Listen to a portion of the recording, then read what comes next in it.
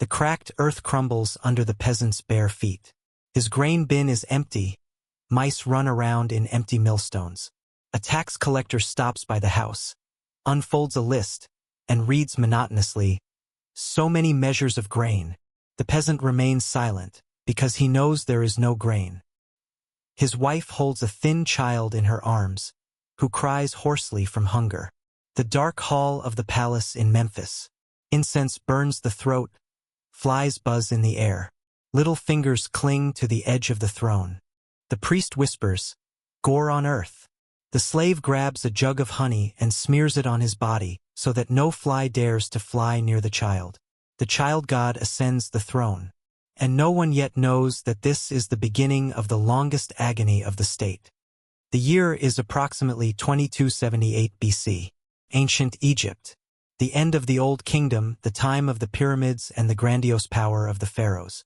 It was then that a 6-year-old boy named Pepi II became pharaoh. His name was Pepi II. He was born in Memphis, and when his father, Pharaoh Pepi I, died, the country got a new ruler. Imagine this scene. A palace by the Nile, columns, the smell of incense, priests singing solemn songs, and a child sitting on the throne who cannot even tie his sandals by himself. But for the Egyptians, this did not seem absurd. After all, the pharaoh was not just a man. He was a god on earth. And it did not matter that he was only 6 years old. Adult men, priests, officials, and military leaders bowed before the child just as they would before an adult Ramses or Djoser. Try to draw a parallel. A first grader in a modern school, and before him stands an entire government, ready to fulfill his every whim. And this system not only does not collapse, it considers it a sacred duty. Legends say that young Pepi demanded that slaves smear their bodies with honey and run alongside him to keep flies away. This episode is mentioned in later accounts, and not all historians consider it a literal fact. But the symbolism here is eloquent. The child god should not even see flies, not even a shadow of discomfort. And this is where the main tragedy begins. Because this child will grow up. And along with him will grow an absurd system that will subjugate an entire nation to the whims of one person. Pepi II grew up, and with him his power grew. Imagine Egypt at the end of the 22nd century BC. The ancient kingdom still retained a shadow of its former glory. The pyramids shone in the sun, temples rose above the banks of the Nile, but inside, the country was already beginning to crack. The Nile, the main artery of life, did not always bring generous floods. There were years when the water receded too early and the crops died. The people starved, the villages emptied. And while ordinary people cooked a miserable soup from roots, banquets were held in the palace of Memphis. Descriptions by courtiers paint a picture of a true paradise on earth for the pharaoh. Tables laden with fruit, meat, and sweets, games with food, where some of the dishes were simply thrown away to show abundance. The picture was jarring. On the streets, skinny children rummaged through empty pantries, while in the palace, the little god laughed, throwing bread at his servants. The contrast was staggering. The people were drowning in stench and deprivation, while the royal court bathed in the aromas of incense, wine, and spices. It was as if, during a time of war and famine, a dictator threw a party with champagne and caviar and broadcast it to the entire country. More importantly, Pepi II no longer saw this contrast. He grew up in a world where his word was law, and reality outside the palace existed only in the form of taxes and reports. For him, the suffering of the people was just abstract numbers. Can compassion grow in someone who has lived in a vacuum of luxury since childhood, where even a fly was not allowed to touch his body? How could such a person understand the price of bread or the loss of a harvest? This is where the monster is born. The child god turns into an adult ruler who completely loses touch with his own people. The most interesting part is yet to come: how the child god gradually turns into a monster that destroys his own state. If you like this format of stories about ancient civilizations, you can support the video with a like and a subscription. This helps us make new episodes. Decades passed. Pepi II grew up, and his power continued and continued. He became not just a pharaoh. He became the embodiment of a system that had turned into a theater of the absurd. And if in childhood these were innocent games with slaves smeared with honey, then in adulthood his whims began to resemble scenes from horror movies. Chronicles and later accounts hint that Pepi was cruel and sadistic. Such evidence comes from later sources and is often perceived as legend. But even without exaggeration, one thing is clear. The pharaoh was increasingly losing touch with reality. It is said that he enjoyed watching the suffering of people who dared to anger him. Rumors also spread about his strange perversions and addiction to endless luxury. His palace increasingly resembled not a sanctuary of a god, but an isolated world where the ruler lost his sense of reality.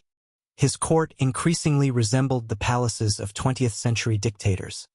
Luxury inside and ruin outside, with golden ceilings and underground bunkers, while the country rotted outside. Pepi II lived in his bubble paradise. Animal feasts, endless processions of slaves feeding him from their hands, entertainment bordering on perversion. And all this against the backdrop of a people struggling to survive.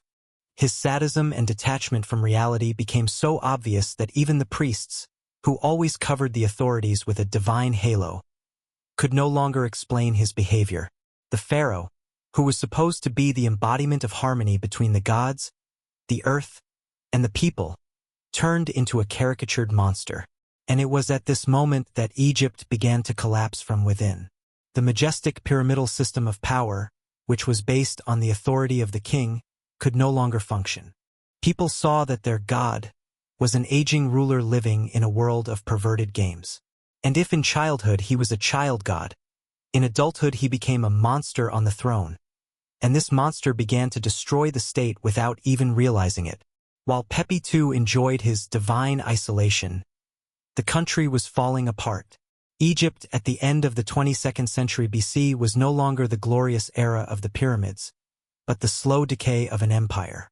The biggest blow was famine.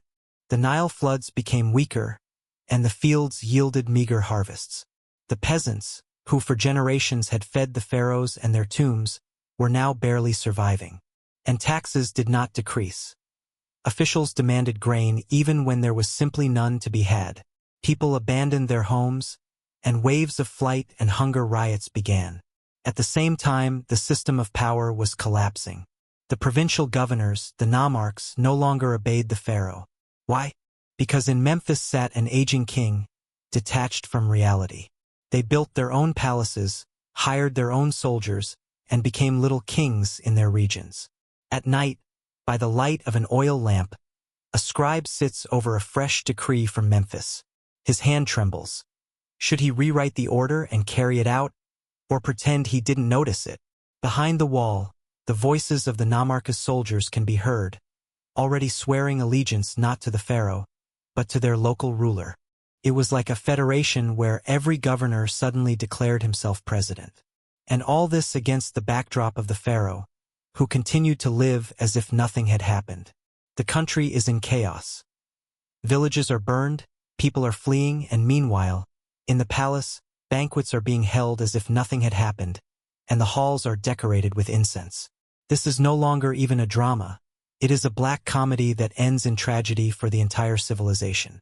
Most researchers associate the beginning of the first intermediate period with the reign of Pepi II, although some historians note that the process of disintegration began even earlier. His reign became a symbol of this crisis. Pyramids were no longer built. Central authority disappeared. A time of famine, uprisings, and civil strife began. And all this happened during the longest reign of any ruler in history. The longest reign in history became the longest fall. The child god became a symbol of collapse. Pepi II ruled for about 90 years, according to various estimates, a record in world history, although the exact figures are still disputed among Egyptologists. For the ancient world, this sounds almost like science fiction. At a time when the average life expectancy of a peasant was barely 30 to 35 years, he became a living mummified monster who did not relinquish power for decades. The wrinkled ruler sits in dark halls. His hands tremble, he shudders at his own shadow.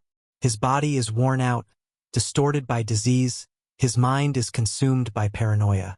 The child god who once laughed at his slaves now feared his own shadows. He trusted no one, seeing conspiracies even in the servants who brought him food. The priests and advisors had long since ceased to regard him as the living Horus. They were simply waiting for him to die. But death did not come. At night, by the light of an oil lamp, the scribe sits over a fresh decree from Memphis. His hand trembles. Should he rewrite the order and carry it out, or pretend he didn't notice it? Behind the wall, the voices of the Namarcus soldiers can be heard, already swearing allegiance not to the Pharaoh, but to their local ruler. The years dragged on, and the longer he lived, the deeper Egypt plunged into chaos. It was like the endless reign of a vampire sucking the last of the country's strength. Outwardly, Egypt no longer looked like a great power. The once united empire had turned into a fragmented territory where local rulers quarreled among themselves. The people suffered from hunger, banditry, and turmoil. And at the center of this horror sat an old man who had become a god in childhood, but never understood what it meant to be human. His death was not a catharsis or liberation. Rather, it was the final nail in the coffin of the ancient kingdom. For with him ended an entire era of pyramids, magnificent temples, and centralized power. It was not the death of a great king. It was a symbol of ultimate collapse. And so ends this gruesome story. When we say the longest reign in history, it seems to us to be something grand, something like immortality. But in reality, it was the 90-year agony of an entire civilization. Pepi II ascended the throne as a child, before whom adult men bowed. He grew up in a world where every whim was considered sacred, and flies did not dare to fly near him. And it was this environment that created a monster. Not a bloody warrior or a brilliant politician, but an old man detached from reality, whose only power was to sit endlessly on the throne.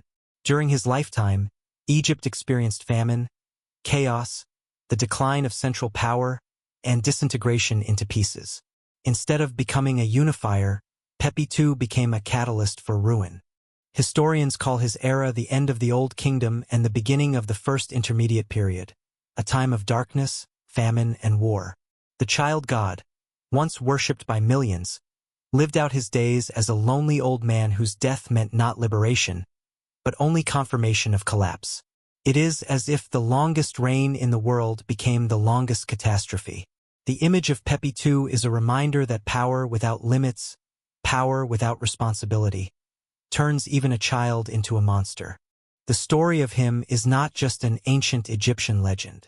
It is a universal story that can be recognized in any era, even in the 21st century, when dictators also hide in their palaces while their people starve. So when you hear the phrase, the longest reign in history, remember, this is not a story about greatness. This is a story about a child god who buried his own country. So, is it worth admiring the longest reign if it became the longest catastrophe in history?